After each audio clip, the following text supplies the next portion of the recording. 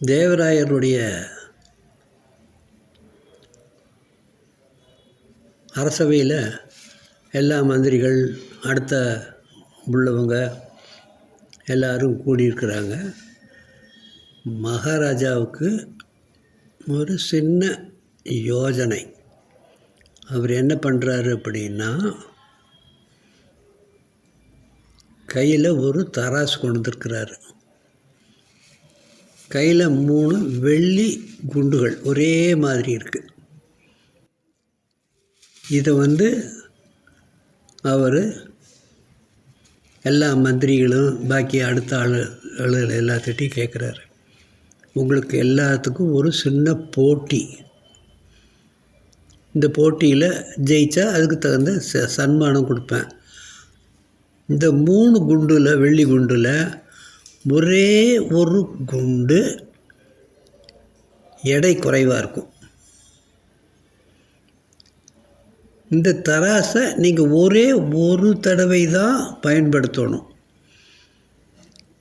அதில் அந்த எடை குறைவுள்ள ஒரு குண்டு எடுத்து என் கையில் கொடுக்கணும். கொடுக்குறவங்களுக்கு ஒரு பரிசு தர்றேங்கிறாங்க. எல்லோரும் எல்லா முயற்சிகளும் சிந்திக்கிறாங்க, பண்ணுறாங்க, யோசனை பண்ணுறாங்க.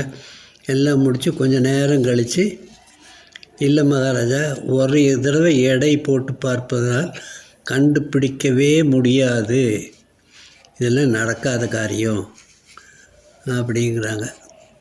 சரி பார்ப்போம், இந்த தெனாலிராமனை வர சொல் அப்படிங்கிறாரு. தெனாலிராமன் வர்றான். வந்தவுடனே இவங்க சொல்கிறாரு, தெனாலிராமன்கிட்ட இதையே சொல்கிறார். இந்த 3 குண்டில் ஒரு குண்டு எடை கம்மி உள்ளது.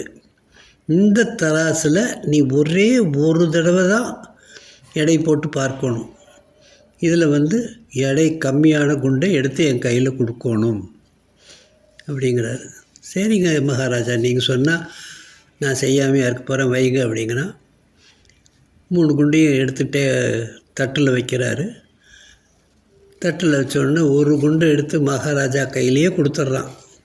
இதை நீங்கள் கையில் வச்சுக்கோங்க அப்படின்னு சொல்லி அந்த தராசில் 2 குண்டையும் எடை பார்க்குறதுக்கு வைக்கிறான். சொல்லிடுறான், இது மாதிரி இது 2 குண்டு எடுத்து தராசில் வைங்க, சமமாக இருந்தால் உங்கள் கையில் இருக்கிற குண்டு எடை கம்மி, அல்லது இதுலேயே தராசில் எடை பார்க்கும்போது கம்மியான குண்டு அதிக எடையுள்ள குண்டு காட்டிடும். அதனால் ஒரே தடவை எடை பார்ப்பதில் நீங்கள் கண்டுபிடிச்சிக்கலாம் அப்படிங்கிறாரு. அவனுக்கு வெகுமானம் கொடுக்குறாரு.